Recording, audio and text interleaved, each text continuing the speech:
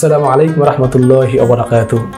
ঈদ মুবারক, ঈদ মুবারক, ঈদ মুবারক। মহান আল্লাহ তাআলা আপনার ঈদকে অনাবিল শান্তি, সমৃদ্ধি ও নিরাপত্তাময় করুক।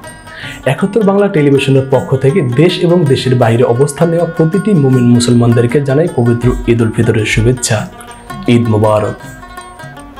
আসুন ঈদের পবিত্র মুহূর্তে আমরা আরও বেশি মানবিক হই, একে অপরের পাশে দাঁড়াই এবং ভালোবাসা ছড়িয়ে দেই। আল্লাহ সুবহানাহু ওয়া তাআলা আপনার এবং আমাদের নেক আমলগুলি কবুল করুক।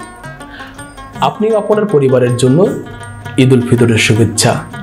তাকাব্বালাহু মিন্না ওয়া মিনকুম। ঈদ মুবারক।